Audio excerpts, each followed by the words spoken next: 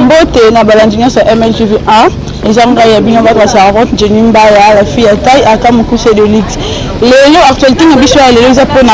pourquoi biso ba journaliste en ligne to li kotia ba titre ya le kutabo karo bana ya papa Lutumba ba lobi pona biso ba journaliste internet pour ni ko sakana na liwa ya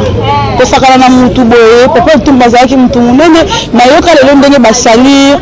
ebembe na ye bazolo wa n'importe quoi que ndako papa Lutumba salité que papa Lutumba ba tienye poison papa Lutumba mambo ebele bien le tout développer vérité ce qui eza bon on a invité na ngale Tania poto yeba que eza nini to eza nini le sala po biso ba journaliste to le ba bon ndeko Tania bonjour. Bonjour bébé. Boni? Non, ça va. Donc, et là, on a juste pour la biso ba journaliste, on a ndenge tozo tia ba titre à l'okuta na internet à propos ya liwa ya papa Lutumba. To yeba so eza nini mute sala, boso koki ko expliquer biso manda. Bon, on moni to le baka internet eza église té. Mon internet à chaque fois internet est à l'église tout allons pour noter à battre tout allons pour noter ça battre conseil mais néanmoins que biso na mutebelo nya en internet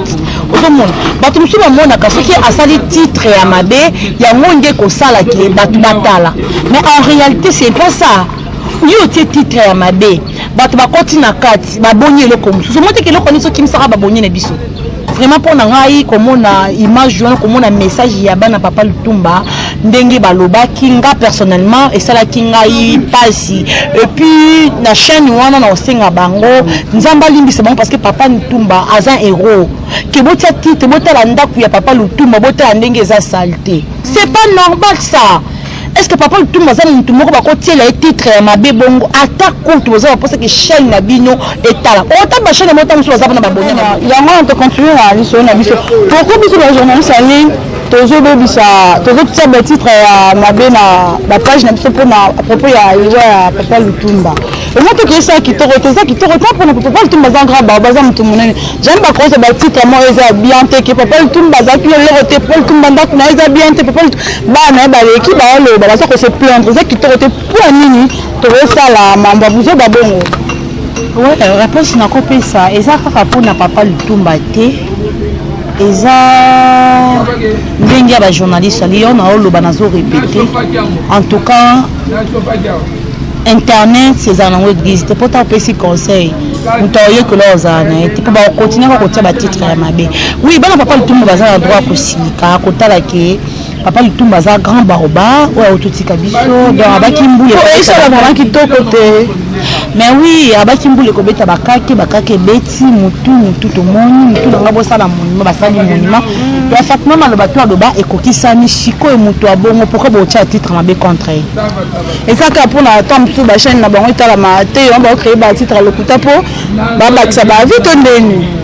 Mais oui, effectivement, bah chaîne moi titre ma bébé monsieur ezalaka. Oui, to consaka la biso pe er moko titre ma bébé pour batala. Pour ezalaka technique moko boye pour batana batebe ba yebate. Donc la ngandi na za bona site na ngala sala kana cameraman na nga Fabrice muto que je sali à passant.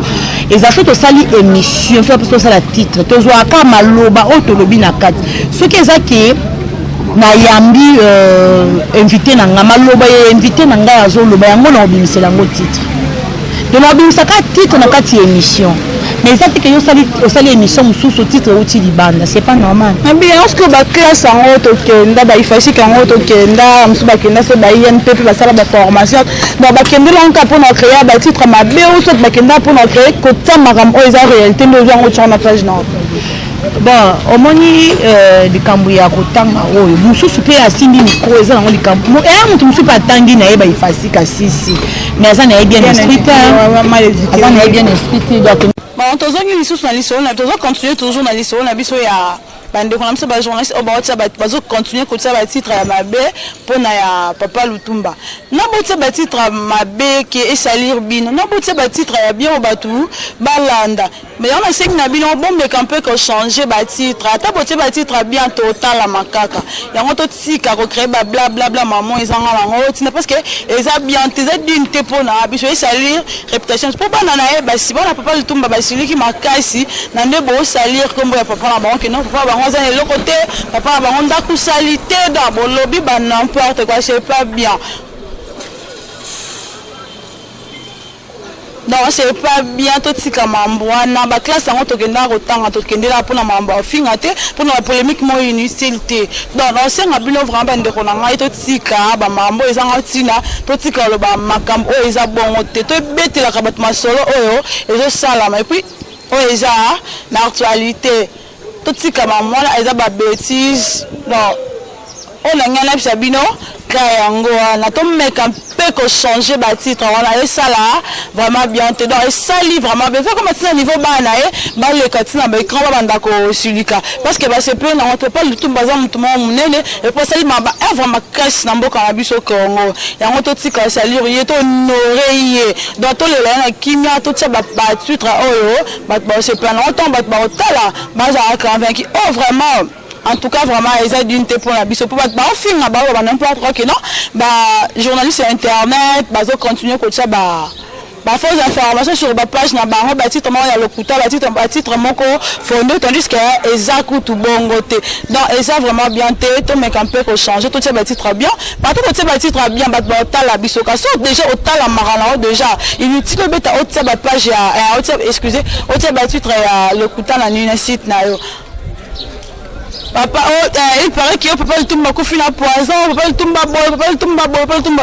Mais papa le tombe ils arrivent âge, c'est pour ça qui n'a pas malade, tel que les autres. Nous avons tapé ça, quand nous avons monté ça la nuit à Joaka. Et c'était qu'il y a couffin à poison. Bon, si qu'on créé, babé, maman boy, oh, salir biso, c'est pas bien. En tout cas, vraiment, na seng na bino botika maramboana, ils ont quitté côté bande rolangai, bah journaliste le quoi angai, totika vraiment mamboana, totika ngo.